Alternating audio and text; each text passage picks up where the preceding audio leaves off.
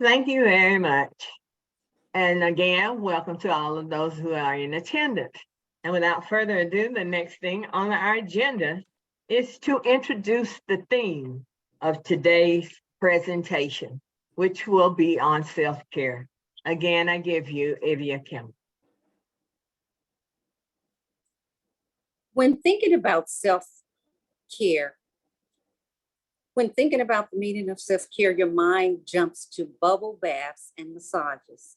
While these activities are certainly lovely and one you can certainly incorporate into your own routine, the definition of self-care goes much deeper.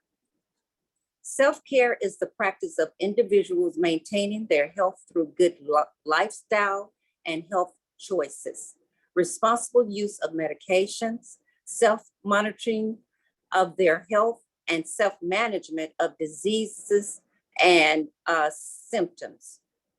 This results in improvements in physical, mental, and emotional well-being, can have a huge impact on people's longevity and quality of life.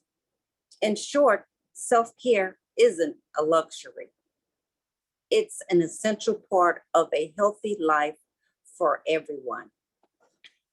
While the basic guidelines for taking care of your physical and mental health remains the same, every individual needs to find the best self-care plan for themselves. Certain practices that work for your best friend in terms of schedules, activities, spirituality may not be what's best for you. Self-care is meant to improve stress. So if you feel overwhelmed by taking care of yourself, you may need to consider taking different steps in your wellness journey. Self-care is an intentional and thoughtful way to live life. Taking self-care seriously and addressing your personal needs is the key to living a long, healthy, and eternal, happy life. So please take the time to take care of yourself. Thank you, Evia, for that introduction. And that is the perfect segue. However, our presentation today is self-care, a lived experience perspective. And today we are pleased to have joining us 3 individuals with lived experience to speak to us about self-care in their individual roles of their everyday journeys and their life as it has progressed and transformed and been transformed by their experiences, by their journey, and where they are today. So without further ado, I will bring up our first speaker. Our first speaker will be Miss Myra Nagy. Myra has introduces herself as, I am an older Black woman.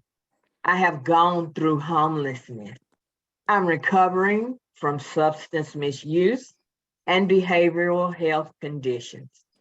As an artist, I am maneuvering through these struggles with counseling and creative therapy. I volunteer my lived experiences to advocate for those voices unheard. I sit on Colorado Coalition for the Homeless, Denver's local consumer advisory board, as well as their board of directors. I strive to show people of all colors, ages, experiences, and struggles that it is possible to move forward in life. I give you Ms. Myra Nagy. Thank you very much. I just wanted to let you guys know I have went through some peer specialist training before I decided on my journey of just advocating and volunteering my services. Today, I'm just going to be presenting my experiences with what I've learned and what I'm utilizing and what's important to me. Can you bring up the slide, please? Thank you. Okay, self-care and wellness. The first thing I'm gonna go over is dimensions of wellness, because there's multiple dimensions. Some people used 7 or 5, but I'm just gonna go over the ones that are listed here, and then I'm gonna touch on a few of those. So next slide, please. So there's emotional, financial, social, spiritual, physical, intellectual, and environmental. Those are different aspects that you can look at when you're thinking about your levels of self-care and wellness, because self-care and wellness go hand in hand. I'm gonna just talk about the social, the physical, and the intellectual today. Next slide, please.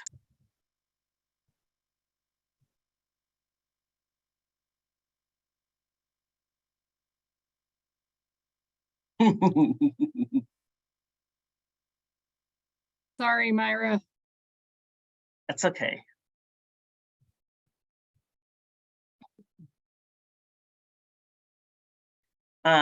So social is one of those big ones that everybody forgets about. If it's not going to the next slide, you can skip to the following. So I don't know that's what. a social, and then yes, identifying your support network. There you go. So there's the inner circle, and which is like the area of trust, people you will talk to about your crisis if you're going through a crisis. Then there's the next circle out, which is your good friends, people that are dependable, but you're not, that you want to be there in case of crisis or may not, but they're the next one in line. And then the next one out is your friends that you go do things with, but you're not sure if that's who you want to call in a case of crisis, because they're not sure how they would respond to your crisis. And then there's friendly acquaintances. They're the ones that you like to get to know better. So of course you're not gonna go and say, hey, can I talk to you? Because their response might be something like, oh, I'm sorry that you're not feeling well, maybe next time. And they won't give you the kind of support that you need. And then the farthest out are friends and family who mean well, but aren't always a good support. You know, the ones that you're sitting in a situation and you're saying, hey, I'm struggling with substance, or I'm having a depression mode, and the first thing they're going to say was, hey, well, maybe you should call a good friend, and that's not very supportive. So we're going to go to the next slide and go over some other stuff like physical. The physical, this is really important because I think exercise, regardless of how much exercise you do, even if it's just a walk a day, it doesn't matter how much you're walking, or it's if you're in a chair, if you're just moving your arms around, that kind of exercise is important. The doctors talk about it as well as, of course, there's statistics about it too. But the reason why it's important is because you're doing it for yourself. So that's part of that self-care. Diet, trying to eat healthy, that means you being mindful and thinking about what you're eating and how you're eating it, how it's affecting your life and how it's affecting your body. So that's another way of self-care, as well as rest. We all need sleep. I would prefer to sleep 6 hours, but I know my body needs 8, you know, but we got to do what's best for our bodies, because that's a good self-care. And of course, the last one is reducing stress. I tend to take on too many things. I want to volunteer and help everyone in the world, but we can't do that. That's too much stress on you. Next thing you know, you're not able to perform these activities good, because you're so busy, stressed about the next one you got to do. So reducing stress is important. Next slide, please.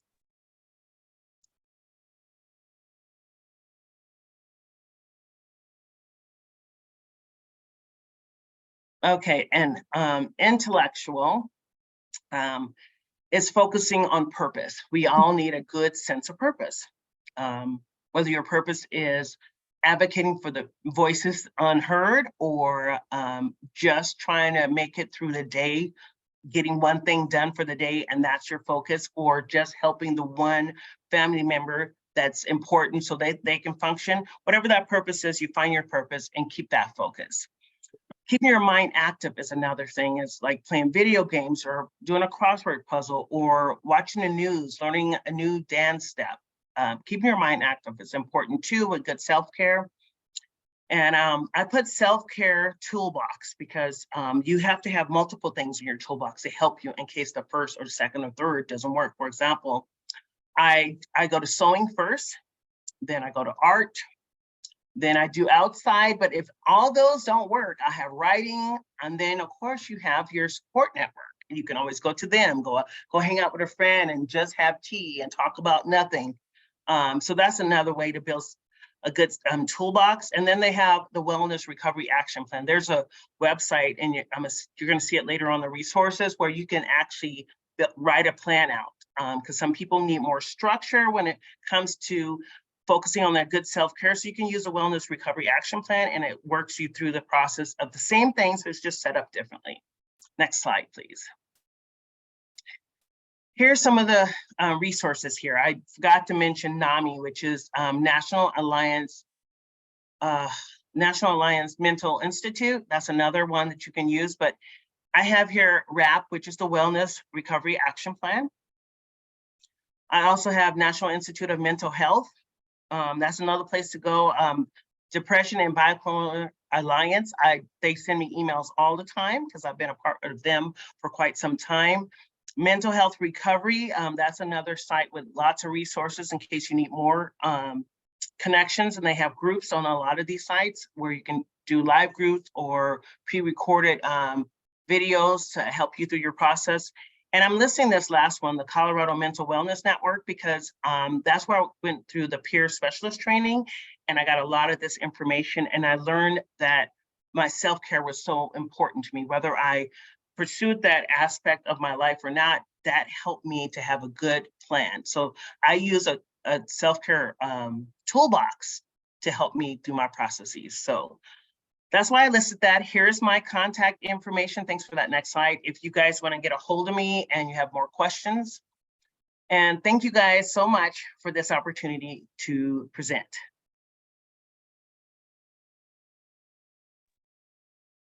Thank Myra so much for her presentation. It's informative and educational.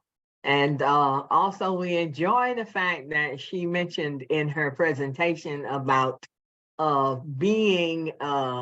managing her self-care while being an in-demand volunteer, new to the process and not wanting to say no to anyone and putting yourself under a whole bunch of obligations all at once because you have that passion and you have that pursuit of giving back to where you have received services and to help those that are yet to come. And we know, we didn't mention this, but Myra just finished her position, holding the position with the National Council's NCAP Steering Committee as a member at large. And so she brought a lot of exuberance, just as she does, to the Ellen Dailey Advocacy Committee. Again, we thank you, Myra. And I just wanted to make also this point that we ask that you would hold questions that you have to the end, because we would like our speakers to be able to give their presentation uninterrupted. And then after the presenters have spoken, or if you feel that you may forget your question, feel free to put it in the chat and we will try to get to everyone. All right. Thank you, Myra. Applause. Now on deck, we have Paul Tunison. Paul is a housing and community program specialist with the Shasta County Health and Human Services Agency, and previously served on the board at Shasta Clara County Health Center Systems. He has worked as a rehabilitation counselor with the homeless persons actively engaged in substance abuse, suffering from mental health problems, and who possesses multiple physical health problems. Paul has a wide range of perspectives through his lived experiences of homelessness and continues to fight for the health, education, and financial stability of all and support people with outcomes. Paul's education has earned him his credentials in early childhood and family development and human services. When Paul is not working, serving his community, which he enjoys so much, he loves spending time with his daughter and grandchildren and playing pickleball. Paul's mission statement: to remember where I have been and where I will go through maintaining positive relationships with family and friends. To choose the ethical way by making a personal commitment to honesty and integrity. To find peacefulness within myself by looking inward while using my heart to guide my dreams and desires, and my mind to pursue knowledge, creating balance among all of my obligations. To content myself in my surroundings so that I will always know where security lies within my life. To build a reputation of being dedicated to every goal I choose to pursue while having successes in both my personal and professional life. To enjoy every moment along this journey, finding laughter, love, and happiness with each day that passes. And without further ado, I present to you Mr. Paul Tunison. Wow, that was a lot. Thank you, Charlotte. I had wrote that back when I was getting my credential, when I was doing my early childhood and family development credential in human services. And they were asked, as you see organizations, they have these great mission statements, about, what they do as an organization. And it was brought to our attention to have a personal mission statement. And it's probably changed throughout the years. But, thank you for reading that. As it's going to be really hard. Can you guys hear me okay? Okay. It's going to be really hard to follow Myra. You did really well, Myra. Thank you so much for putting that presentation. I do not have a slide deck, so I will not be asking Meredith to go through the slides. So I just wanted to kind of, again, thank you for allowing me to present or to talk about some information regarding self-care. And I just wanted to, I didn't come to this work with a master's degree in business, policy administration, social work. I came to do this work through personal experience of homelessness. I was so confused when I got here. And when I say confused, when I came out of, homelessness and drug addiction, I thought I needed to be a CEO for some Fortune 500 company. And the reality was that I hadn't worked. I had very to little no work experience. Recently, I think it was just a couple of days ago, and if you guys haven't done it already, you can go and create an account with my Social Security account, and you can look at all the years you had worked. And I was viewing that, and I seen about 9 years with $0 attached to it, right? And then all the other ones were like, I made like $900 in 1 year and 450 in one. So again, little to no work experience. And through the course of me coming out of homelessness and drug addiction, of course, I've been able to go back to school and get some type of higher education. So there's a few things that I wanted to talk about before I get into the self-care aspect, is that I wanted to really talk about there's a few types of burnouts. So I remember some of the people on the council might remember a gentleman, his name was Matt Bennett. He really talked about burnouts. He talked about motivational interviewing, etc. But there are a few types of burnouts. The first type of burnout is the one people are most familiar with, and that's workload burnout.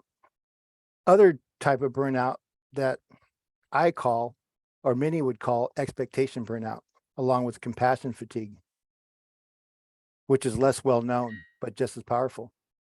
It's when a person's expectations of their work environment continuously fail to be met. Compassion fatigue is that feeling that you have no more empathy left to give. I tell you that through my experience and my work experience, day in and day out, I could not stop serving folks and getting them connected to housing. Sometimes on my weekends, I needed to drive. I drove, not that I needed, I drove, over 100 miles just to get a signature to get somebody eligible to enter a permanent supportive housing program. So again, it's when that person's expectations of their work environment continuously fail to be met. We talked, the compassion fatigue is that feeling that you have no more empathy left to give, which poses that question to many. Is this a false expectation that we set on ourselves? Or are we going above all to try to meet that expectation of others, for example, our bosses or our clients? I set these high expectations on myself, and towards the end, or not to them still doing the work, but it got to a point, it's like I was slowing down. I was losing interest, right? But we continue to hear about this workload burnout and the result of trying to do more than we can complete at the quality we expect from ourselves. At first, we might experience this as stress, but when it becomes intensified, it can turn into burnout, end up feeling larger than one can handle. I've personally experienced large caseloads, paperwork requirements. I can't tell you how much paperwork it takes to house one individual. I mean, it's incredible, crazy. It's just, anyway, paperwork requirements, grant deadlines, emails, and other demands of work, which over time filled my cup, which led me to feeling anxious and depressed, overwhelmed, not interested in serving a population that I love so much. I'm talking to some of my the leadership of the organization I work for now, and I'm letting them know is that I'm getting to a point in my career that in that direct service role, it's like it's becoming a lot for me, because I have this high, not only this expectation of what I used to be able to do versus what I can do now as I'm getting older, and now I need a hip replacement, all the other stuff. But I think it's more that compassion, that love that I have for this population. And when I talk about this population, I'm talking about our most vulnerable homeless populations. Going back to what Myra was saying, which is one of the biggest things we talk about, and going into the self-awareness or the self-care, one of the things is self-awareness, right?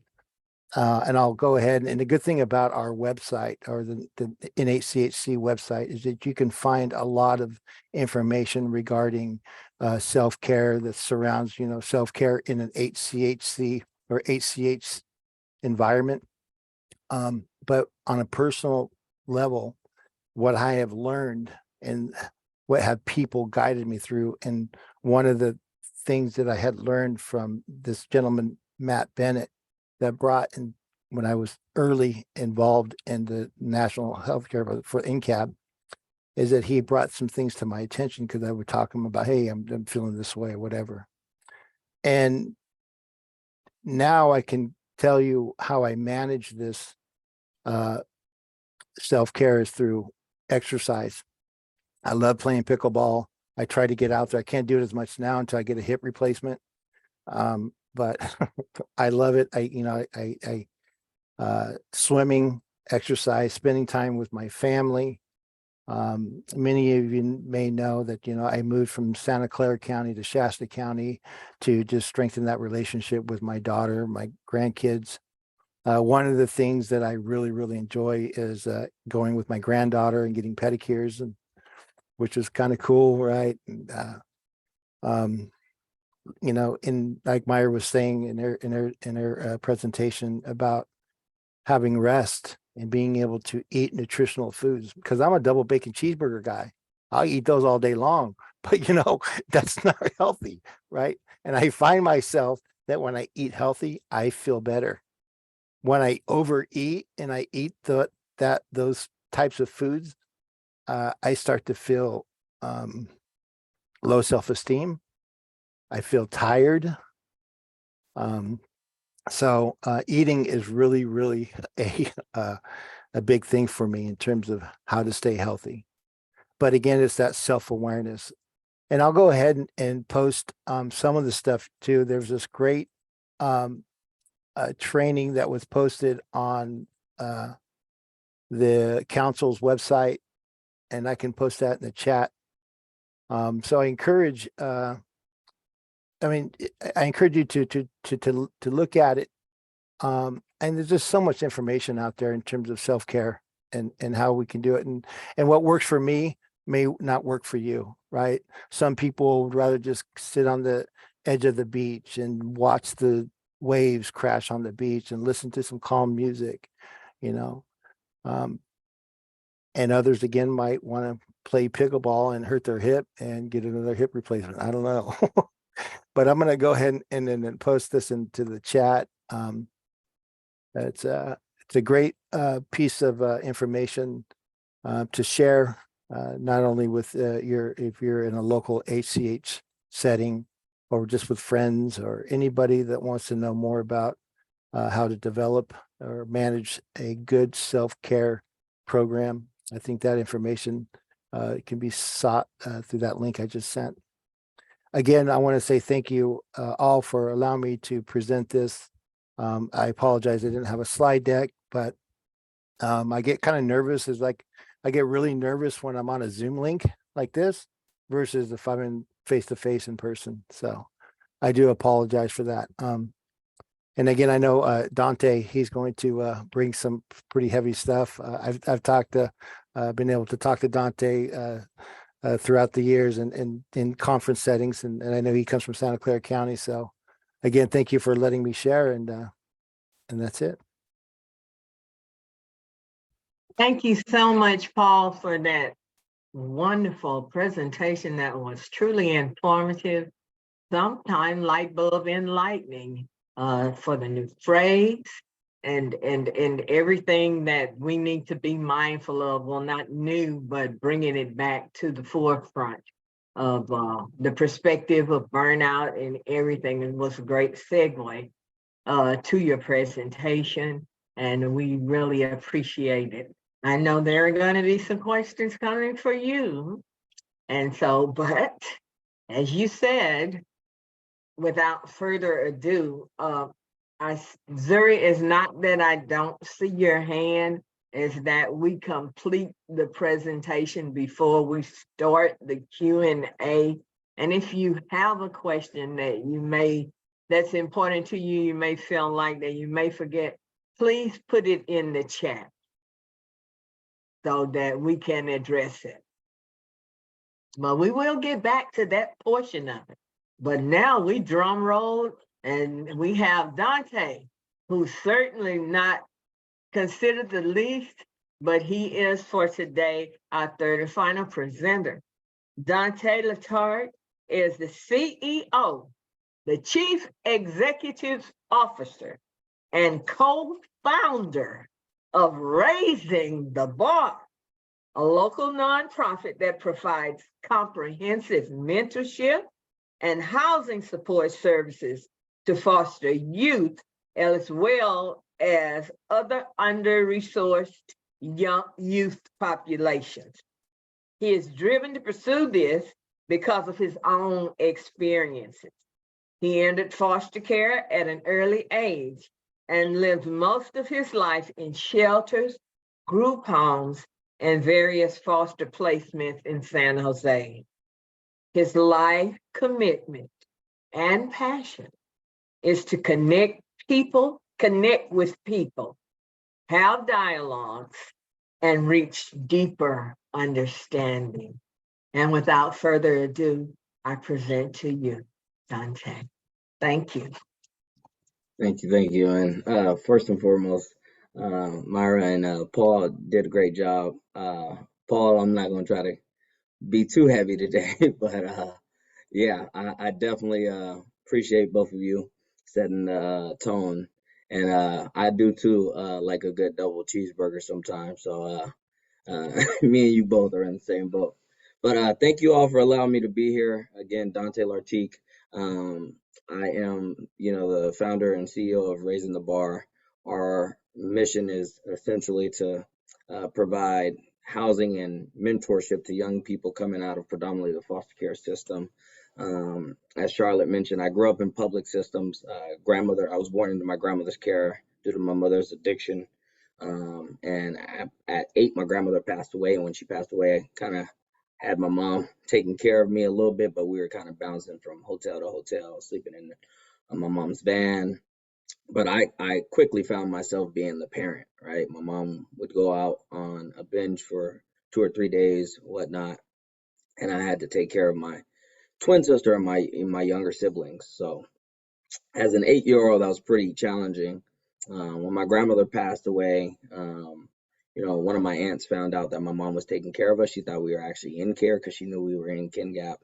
And she called CPS, and that's how I kind of ended up in foster care.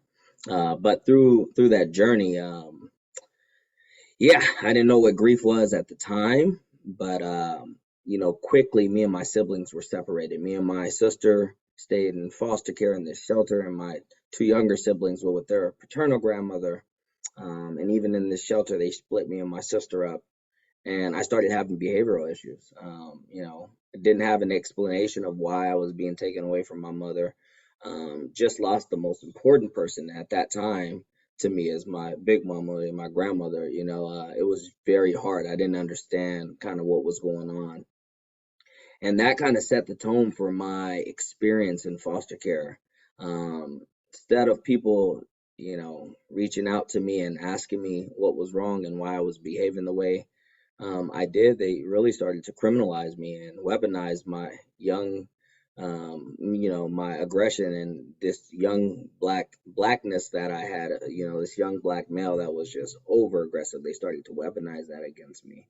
And I found myself in juvenile hall when I was about 10 years old for the first time. And, just kind of bouncing from place to place. When I actually got to about my freshman year of high school, coming in, leaving 8th grade, I actually got a new placement. And I found a man that changed my life. Him and his wife took me in, and he was like my father. Today I tell people that's the man that raised me. He could be no closer than blood. He did everything right, and he gave me unconditional love. But that's where things changed for me. And again, fast forward, kind of got through high school, and he about 2 months out of high school, we found out he had stage 4 cancer. He passed away a couple months after that, and his wife told me I had 6 months to find somewhere to live. And I just had emancipated. I was living with them. I ended up homeless, having some issues with my own biological family, so I was kind of just bouncing from then. Ended up homeless myself, and that led to me being in jail. And I actually had the opportunity to become a founding member of this center called the Hub, and I ended up, helping start this resource center for current and former foster youth. So I was doing all the right things, had a cannabis card, was criminalized for that in Texas, and I realized behind bars that I couldn't do anything for my peers, and that I had this village. And my village, as soon as they heard I was arrested, they went to work. They made sure that I was treated fairly. They made sure that I got the best technically outcome legally that we could. And I realized that I could be much more for my community. And so I came back. I started doing this work with our local county, and that's kind of how I got deeply involved in this work. Like Paul said, he's had a caseload that's huge. When I was about 21 years old, 22 years old, I started advocating for the reduction of caseloads for foster youth. Most foster youth social workers and case managers had 40 to 60 young people on their caseloads in our county. They're spending maybe, if they were lucky, up to an hour, but on average it was about 30 minutes a month. 70% of their job was doing admin paperwork. Paul mentioned that as well. It's very paperwork intensive. One person to get them houses, hundreds of pages of work now. Include the court filings as well for non-minor dependents and stuff. It's just absurd. And so I started to advocate for the reduction of caseloads for case managers and social workers. and nothing never really happened. I was on this joint foster youth task force here in Santa Clara County. I was one of the commissioners. I was the only, or one of two only foster youth that were on the commission. And really none of the real recommendations that I wanted kind of got put out there.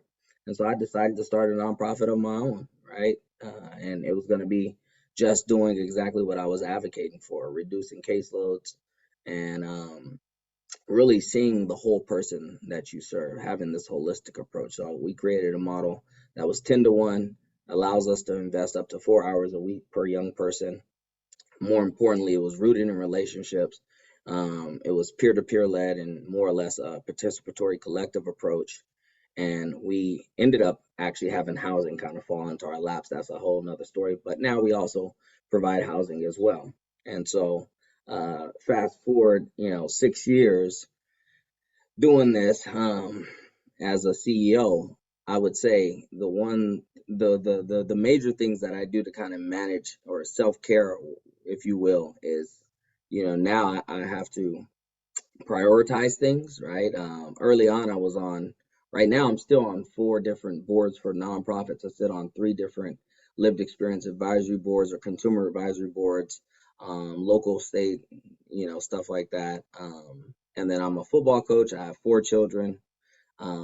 So we do a lot, but I've cut a lot of stuff out over the last couple years, right? And I'm still cutting some things out. I don't like to leave people high and dry, especially when it comes to this work. I really do focus on being the best I can in serving my community. At one point I was a community, I would consider myself like a community illness. I was cancerous to my community. I was selling drugs and stuff like that to survive, and just kind of a product of my environment instead of being a product of my own mind. And so now that I've changed some of those behaviors, it's really been more about how do I best serve my community. And so now I'm learning one of the best ways to serve my community is to try to give myself longevity in this work, right? I've been doing this for a long time. Even though I'm 33 years old, I've been doing this for almost 17 years or so.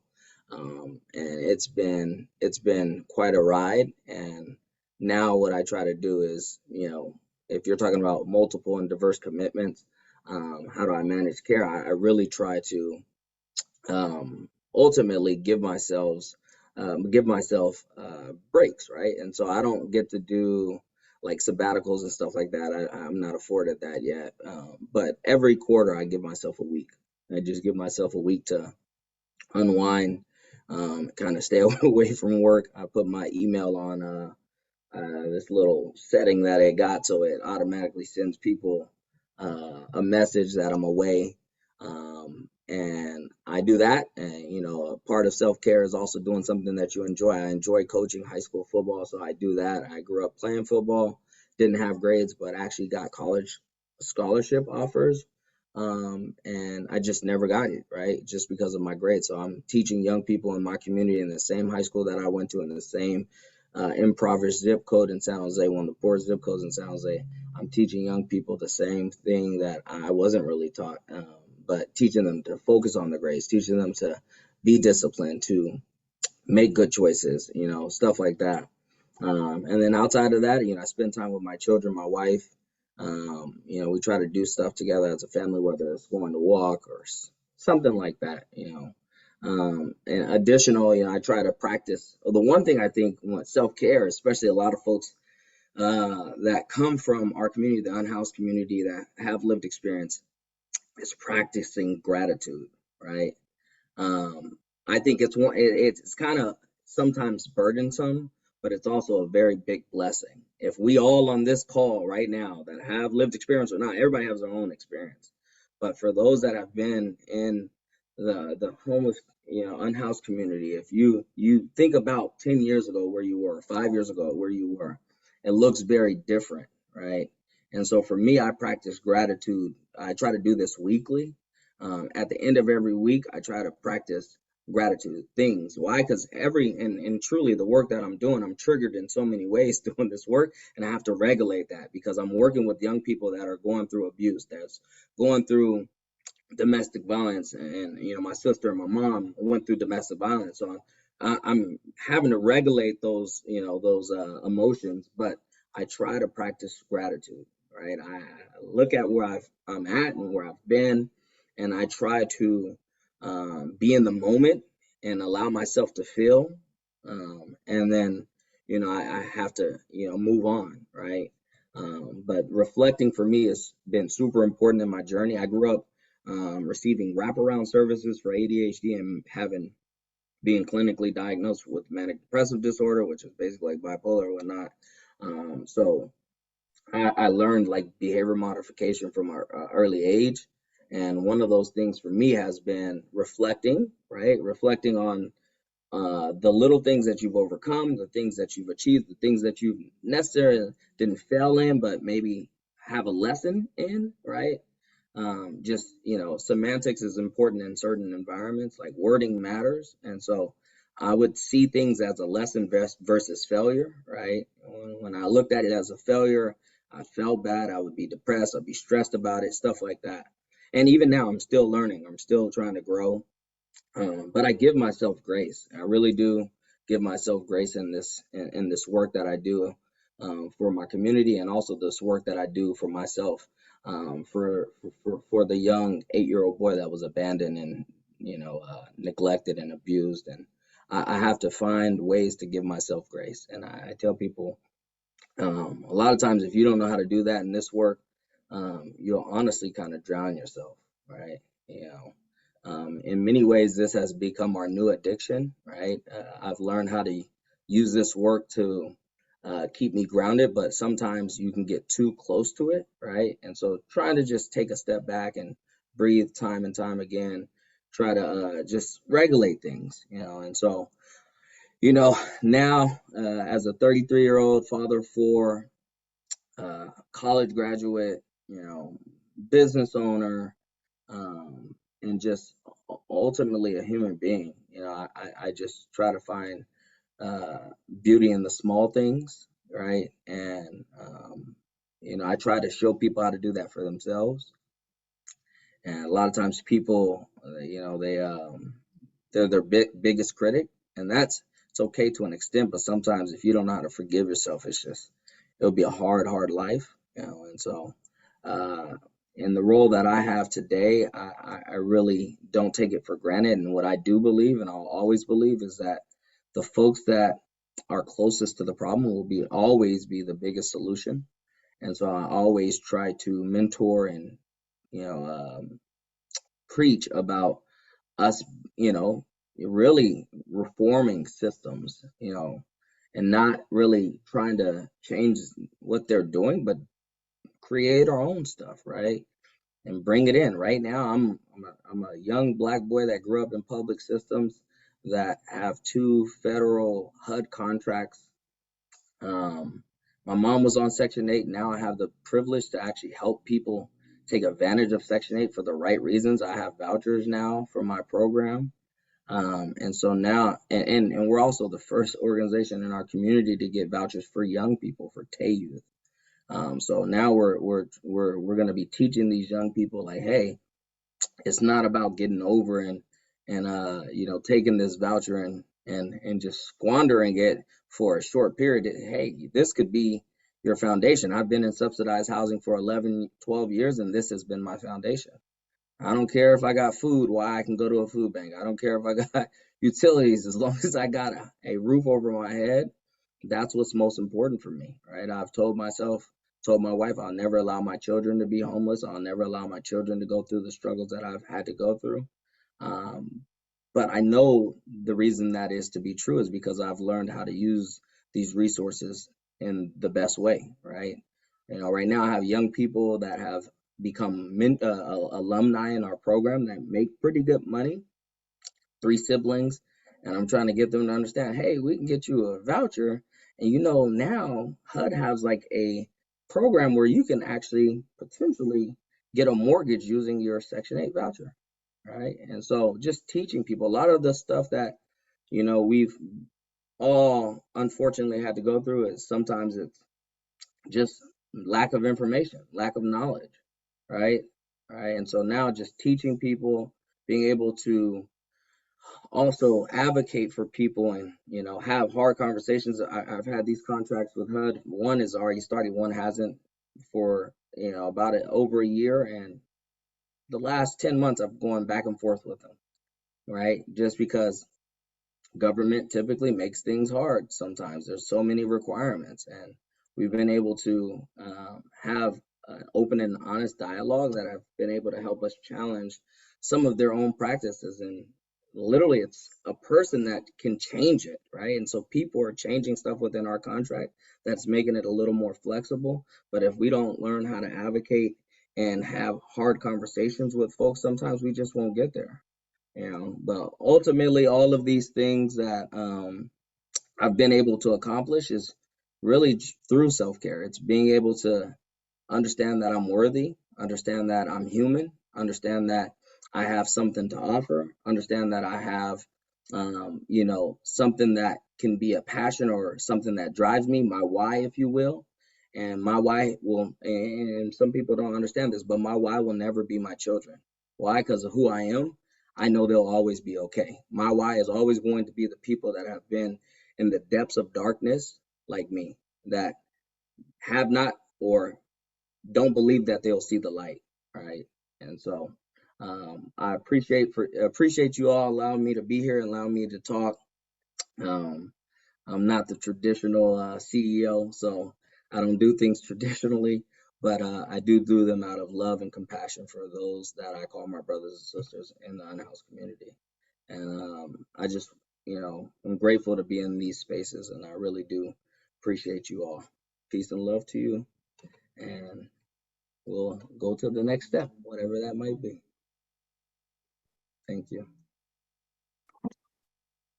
Wonderful presentation. And once again, I would like to thank all three of my presenters, as well as Ivia Kimball, everyone who has served here on today with excellence and passion and who has shared behind the scenes. I would like to acknowledge Ms. Meredith Malika and all of her support and all that have helped and assisted me in the organization and the facilitation of this informational exchange today on self-care.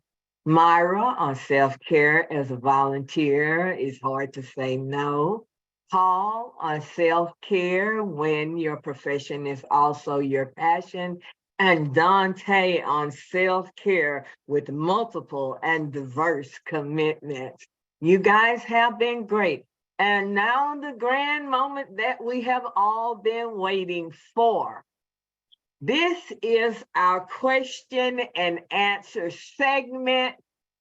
Please use the raise function, or if you have your camera open and I can see you, I will recognize you. Let us be courteous, and as was said in the event etiquette, wait to be recognized. We will get to anyone who has a comment, a question for our speakers. So who's first?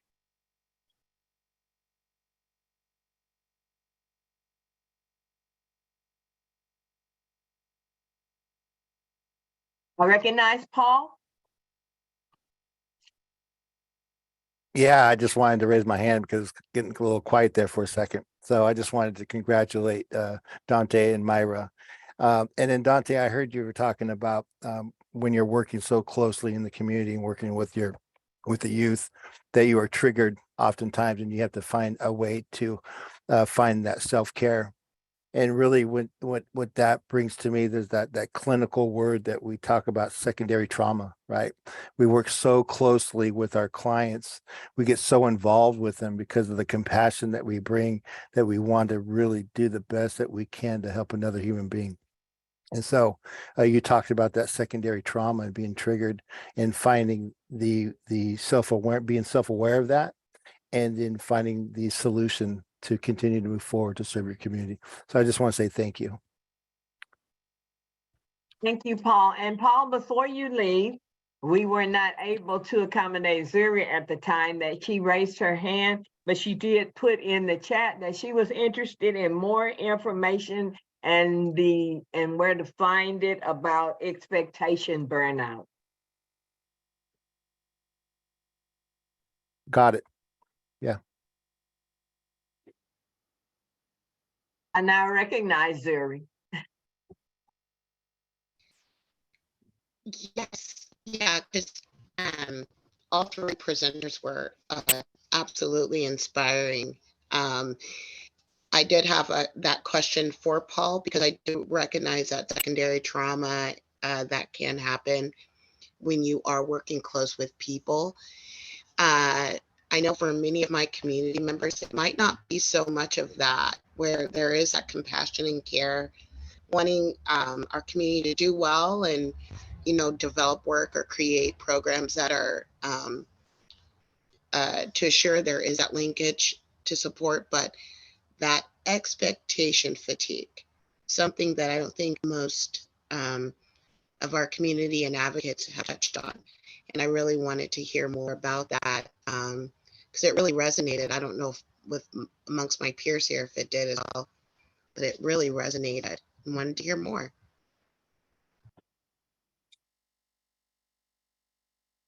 Is Zuri, Paul, will you address Zuri? Yeah. But thank you for the question.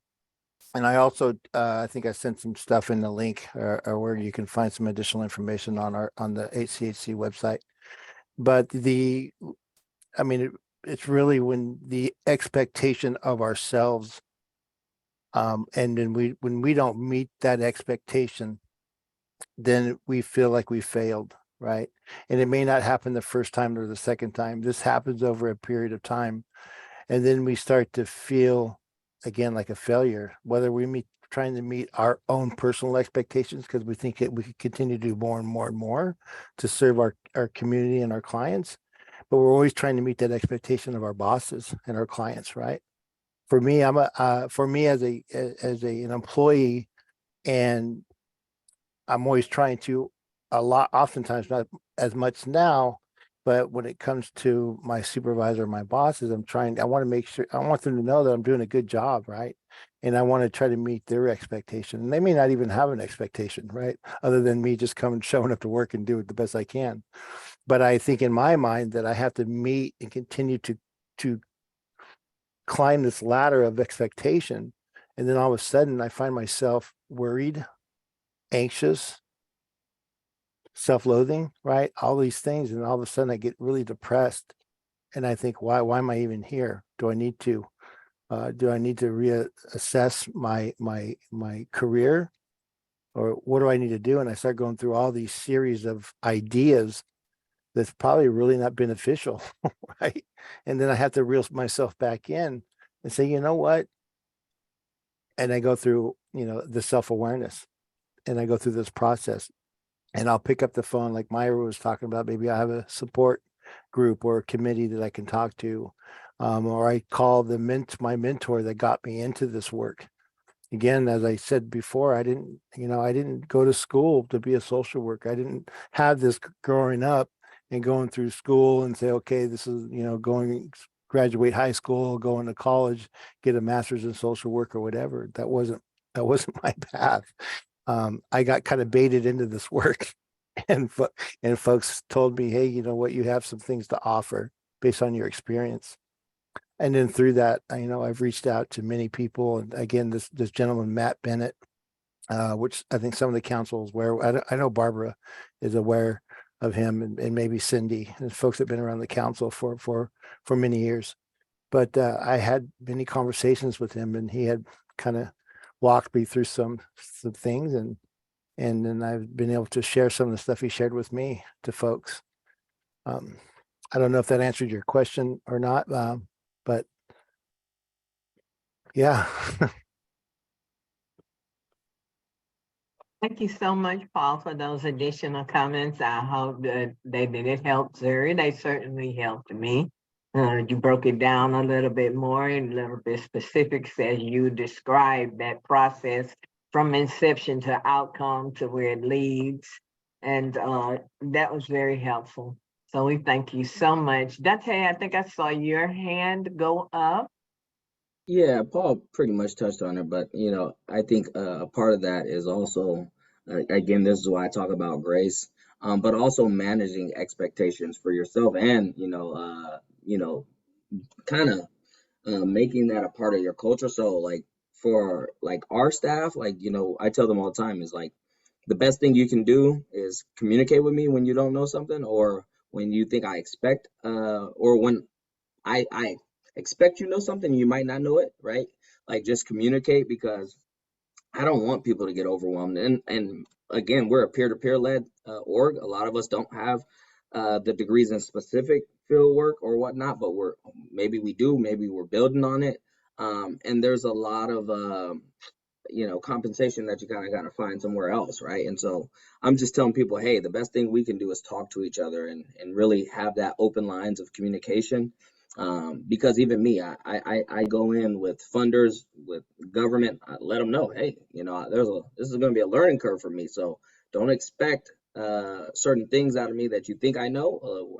If I don't know something, believe I'm going to come to you. And this is why we talk to HUD like almost weekly, twice a week sometimes, right? Because I don't know a lot of this stuff. This is the first government contract we ever had. So just managing those expectations are going to also be very important. And just, again, giving yourself grace, giving grace to the person across from you, right?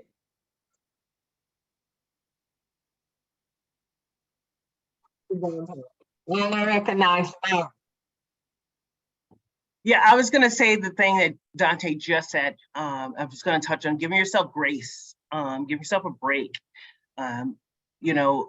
Love yourself, because you need that time to take care of yourself. So you love yourself and give yourself grace, because everybody is human. No one's perfect. You can't expect yourself to live to perfect expectations, deliver all these expectations to your coworkers, your bosses, and the people that you're caring for. You can't expect to fulfill all their needs. You can't do everything. I mean, even though I try, but we need to give ourselves grace from that. And that's all I was going to touch on. Thanks. Thank you, Myra. And another thing, if you don't mind, Myra, that I would like for you to share on is the artistic. You brought up the artistic part of your self-care. And I once I got a certification as a therapeutic life coach, art life coach. And so I would like to know how your artistic endeavors fit into your self-care, how they create balance for you, and a description of some of the things you do that you can share with us.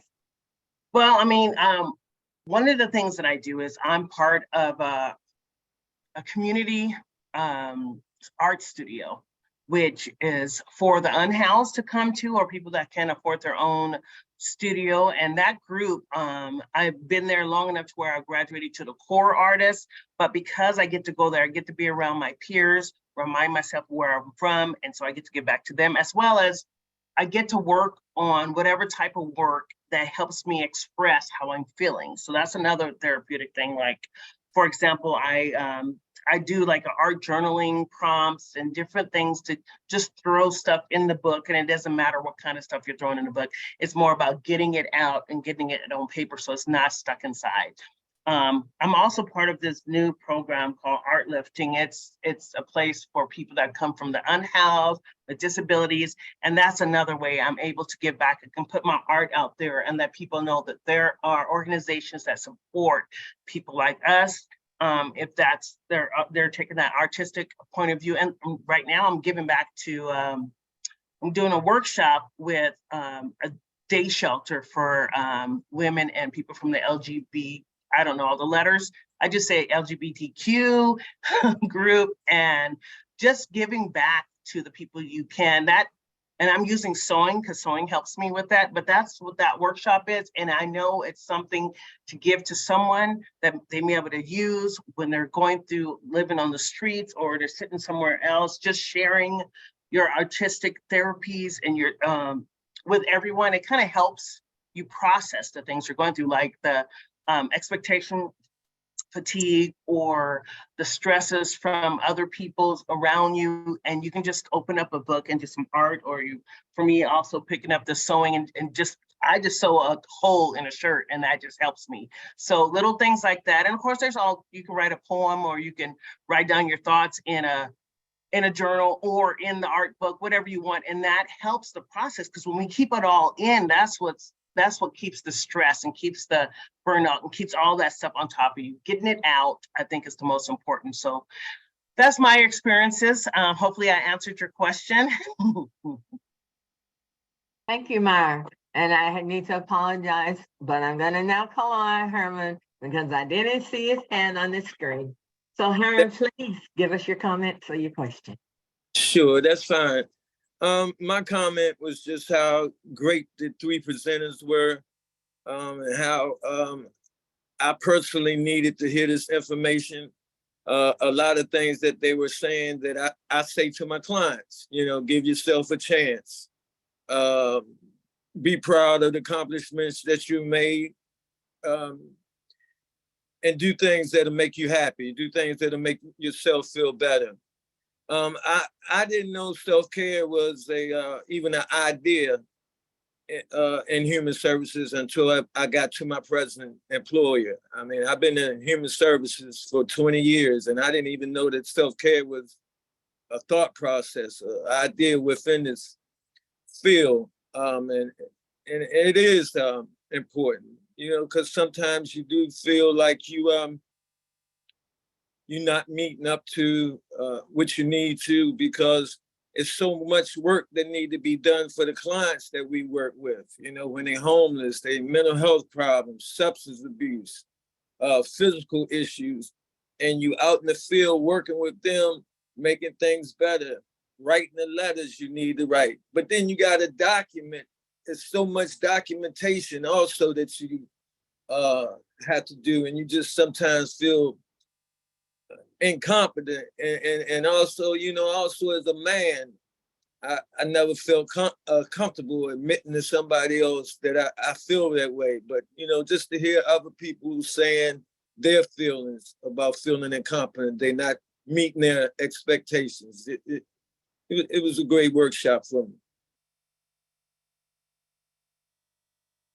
Thank you so very much for your comment.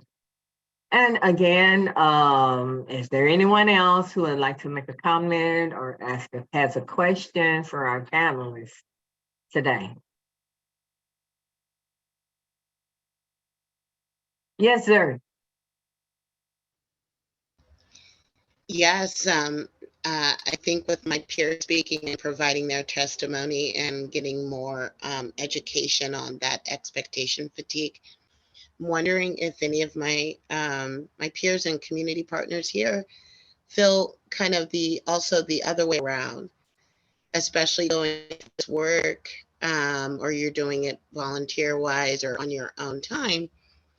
If there's ever any disappointment when the expectation and hope, I guess specifically around inequities and programs that are supposed to be supporting and they're not doing that.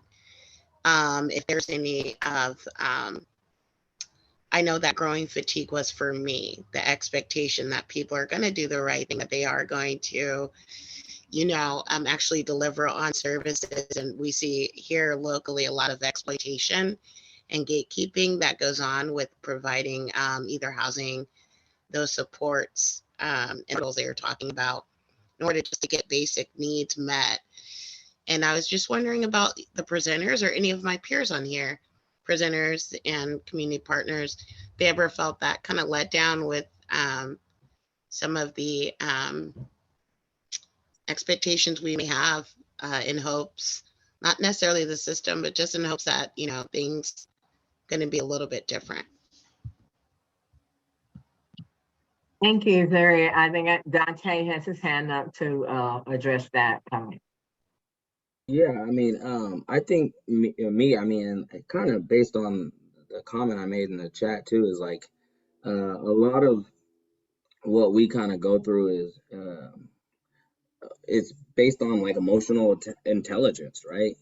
Like a lot of things that you're gonna do in your day-to-day, role, has to do with input output type of things. And so for me, when we're looking at like, okay, I was supposed to raise $250,000, right? That was my goal. And I was short by, 100 grand almost, right? Is that going to affect my organization? Yeah. Is it a direct correlation to like my effort? Not necessarily, right? Coming out of what is it called, COVID, a lot of people weren't given as much, right? And it was very trendy to give to BIPOC groups, so a lot of folks thought that it might be easier for me to kind of raise money during that time. And yeah, sometimes I'm hard on myself, but again, just being able to recognize like, hey, I'm human, nothing's perfect. Let's kind of go back to the drawing board and figure out where we can, change some things.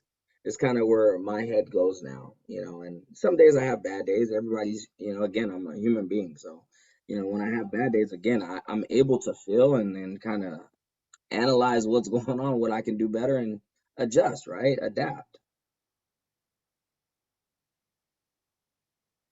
Dontae, you have a comment, additional comment?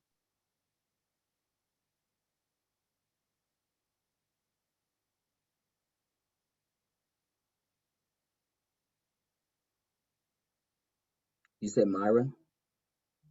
Oh, sorry, I didn't hear that. I apologize. Yeah, my comment, yeah, I had a couple situations, especially recently. I like to give out resources because sometimes people don't share resources between organizations. So you give out some resources and the people come back to you saying that they can't give it to me or they are at max and then I'm unable to meet this need that I needed to get to. So now I'm at a loss, I'm back on the streets. And then I get that feeling like, yeah, I've let them down, but I know it's not me. It's the way these systems are made. And then all I do is make sure I give out some other resources, give them some good suggestions and, offer some self-care ideas because I know how I'm feeling. So I assume that they have some kind of feeling towards what just happened. So I try to give them some self-care, but of course it happens.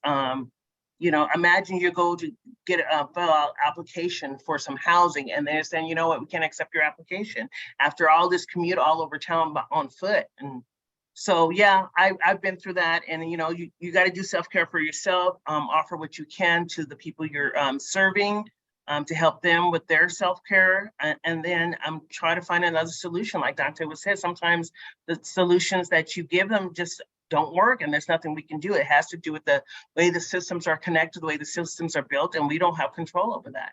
And at the end of the day, we're all human and there's, we can't control anyone, any organization or any person or what's happening out there. All we can do is control what happens around us. And that's limited as well. And just take care of ourselves. Hopefully I answered your question as well. Thank you so much, Myra. Meredith, are there any unanswered or unresponded to comments that came to the chat? I don't think so. Okay, great. So I just, in closing and also in response to that same ideology, I'd like to share with you guys that there's no justice. There's no justice, it's just us. Soundless voices, silent screams, broken trust, robbed of the pie in the sky, AKA the American dream. We stand and speak with a purpose to right the wrongs we've seen. They say that justice is blind, but I say she wears a blindfold. For we know in our hearts and mind the real story has yet to be told. We're not being treated kind. This puts a stain on the human soul. We're here to clean up the mess with a verbal mop. We with lived experiences are here to proclaim the truth. So we'll shout from the mountaintop. We have tangible proof. We will not go silently in the night. We will not stop until all people have a roof. I thank each and every one of you for being here today. But even more than that, I thank you for your continuation to serve and sacrifice in this inexhaustible endeavor to alleviate the stain on humanity called homelessness. This is an inexhaustible fight, and I know that a lot of times you have to search and dig deep, as Dontae said, to find your why to get up. And I know it can be difficult to detach from what is your passion versus what your body will sustain or maintain with, what your mind can stand, seeing so many victims, seeing this day after day going through a drudgery. But also, as all of our presenters shared today, you can find your own personal way, as Evia said, to be good to yourself and to take care of yourself. And I hope that each and everyone who was here today benefited from hearing how people and were able to maybe put some next steps in your own book, your playbook of service. I congratulate you for what you do. I express my gratitude for who you are. And most of all, let us all continue to walk forward and advocate for those who we have yet to hear. Good evening to each and every one of you, and thank you. Thank you. Peace and love to you all. Thank you.